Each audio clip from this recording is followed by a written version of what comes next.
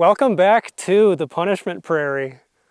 I'm sorry it's been so long since one of these longer form review videos. Anyway, we're back talking about the first two books in the 100 Book Challenge. There are 3 books. I forgot to include 2, actually. I forgot to talk about The Sorrows of War by Bao Nin in that end of year tier rank video. And I also forgot to mention Joanna Russ's first novel, Picnic on Paradise, that I love. This is not in the 100 Book Challenge, but this is the first book that I will be talking about here. It rules. I love Joanna Russ. Joanna Russ is in, she's on my damn Mount Rushmore, that delightful metaphor that everybody uses. So if I had to pick 4 science fiction authors to put on a mountain, the mountain within, then I would pick Russ. Russ would be on there. Russ would be one of the first top of the head picks for Rushmoreanism, along with Malzberg and I don't know who number 3 might be. Maybe the Stragatskys, maybe some kind of crazy homunculus John Carpenter fusion of their 2 heads. That's only 3 authors. Okay, 4. 1, 2, 3. All right, we did it. We did it. Another tier video, another rank video, top 4 SF authors. Anyway, Joanna Russ is on there, and I hadn't read Picnic on Paradise, which is her first novel, her first science fiction novel, the first of her 5 science fiction novels that are all thematically linked. Pretty sure I haven't read number 2, is it? What's that one called?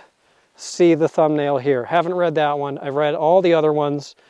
They are spectacularly good. I love all of them, not equally, but just about equally. Her writing style, I think, just does not probably fit in a lot of science fiction readers' dispositions, or at least at that time. It's really technically difficult writing, especially compared to like space opera, and hard SF can be difficult in a lot of ways, but not stylistically. That sort of material is a little bit more down the center of the road.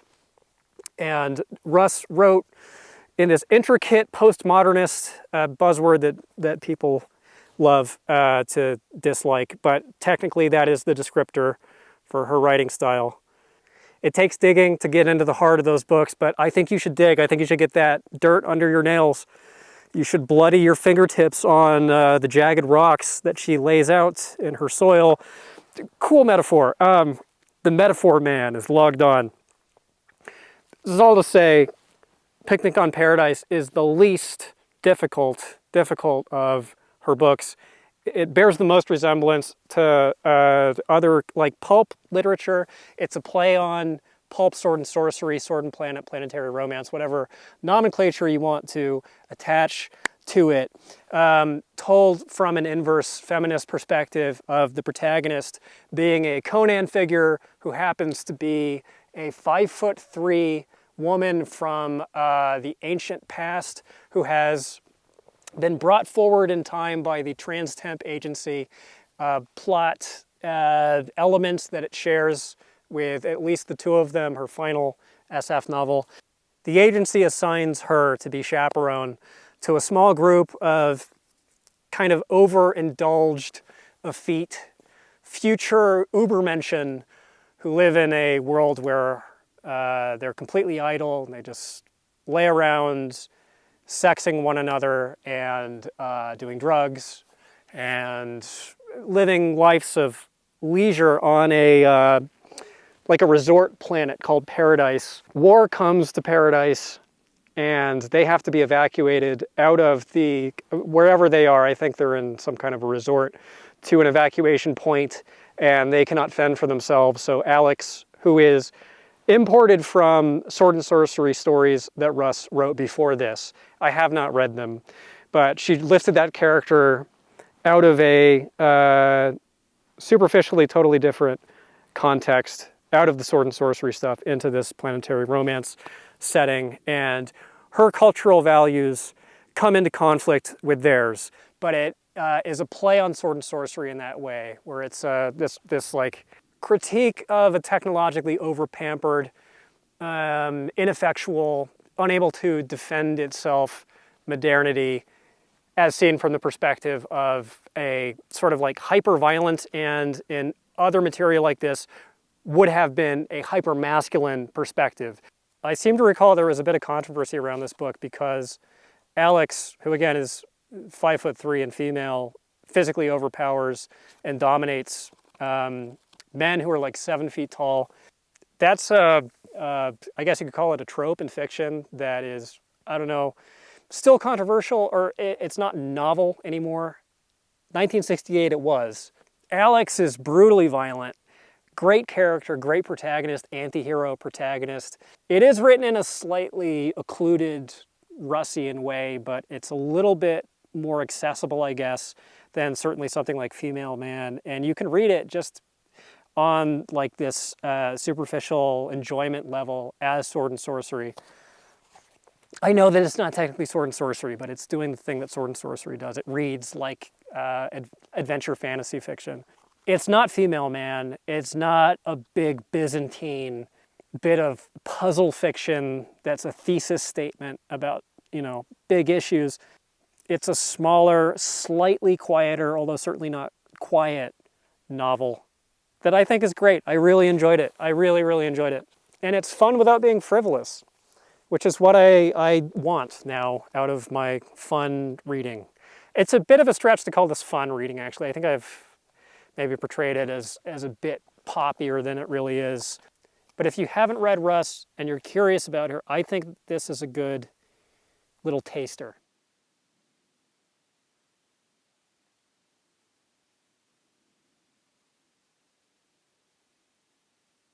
Then I read Thorns by Robert Silverberg, book 1 in the 100-book challenge. Last 100-book challenge began with Galactic Patrol by E. Doc Smith, a proto-early space opera that I really did not like. Thorns I like at least better than that one.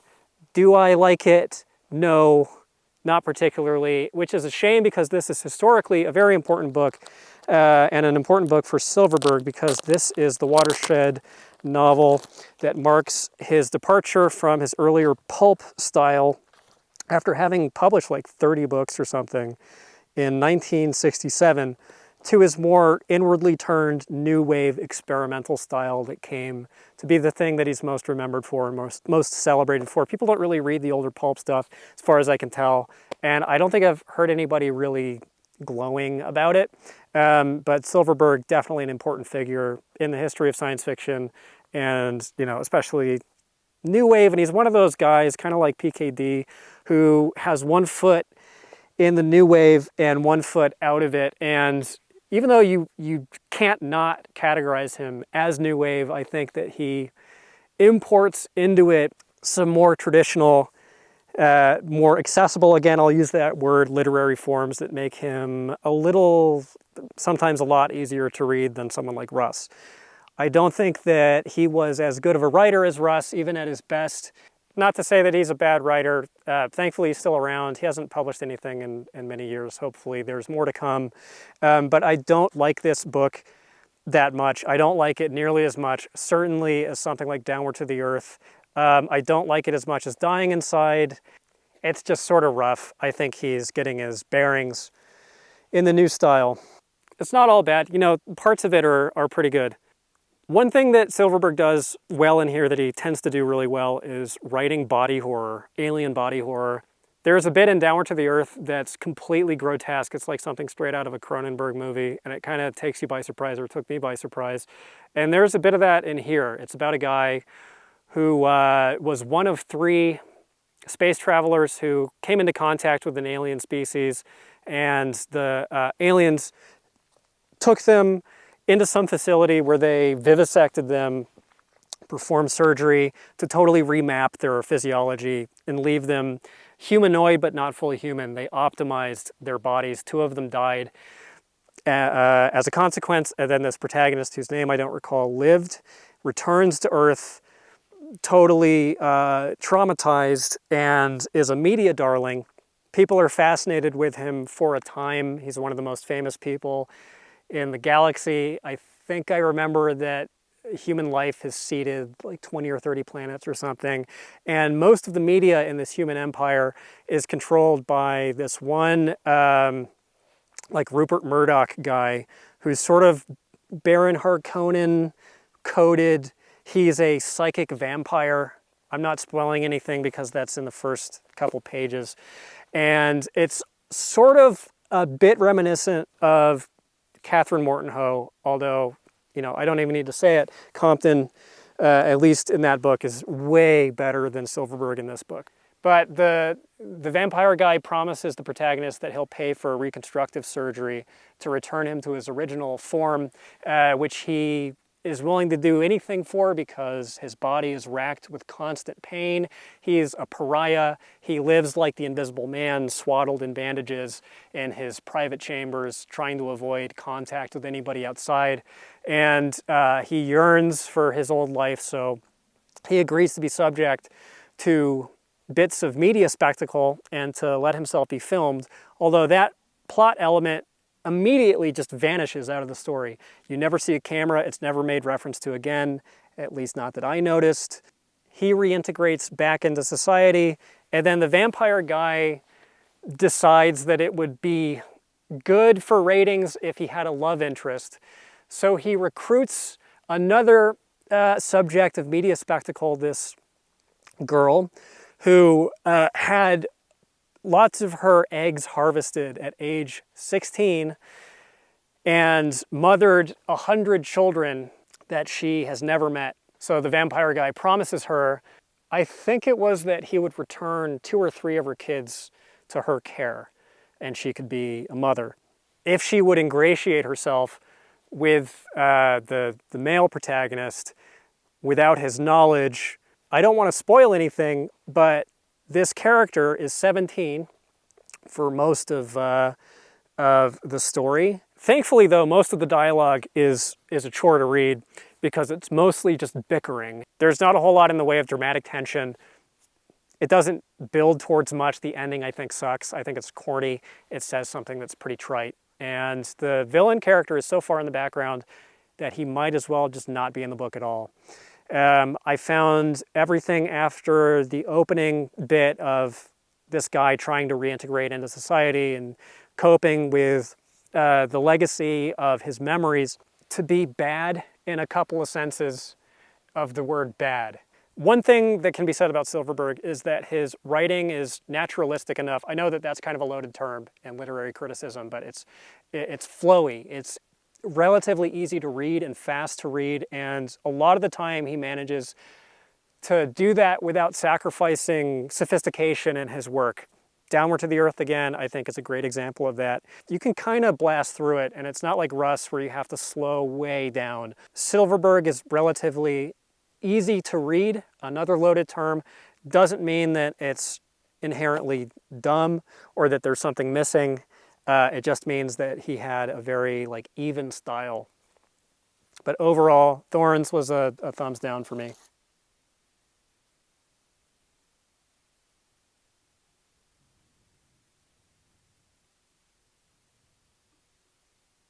And then book number 2 in the 100 Book Challenge lifted my spirits, put some wind back in my sails. It is Don't Bite the Sun by Tanith Lee. Has been too long since I read a Lee.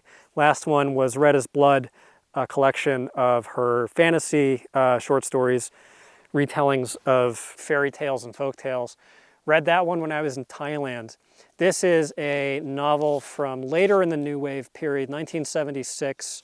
Not a book without blemishes, but overall I was really impressed with this. I really enjoyed it a lot. I have a very high opinion of Tanith Lee that grows with time. She almost never disappoints me in her books. There is a disappointment coming up, unfortunately, in a future video. However, this one's really good. It's sort of like City in the Stars by Arthur C. Clarke, but written as if it were a book from the 90s about teenagers in this domed city, or I think there's 4 domed cities, who are immortal by dint of rejuvenation technology that allows for bespoke design of your own body upon resurrection.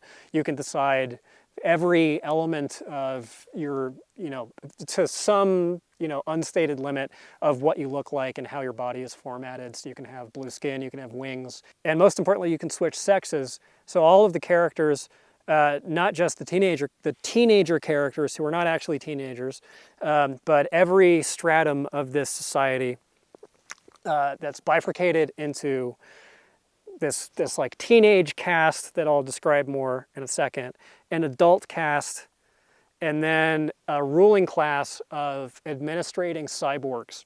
All of the humans cannot die, and they swap sexes, most of them, back and forth, although some people are predominantly male, some are predominantly female.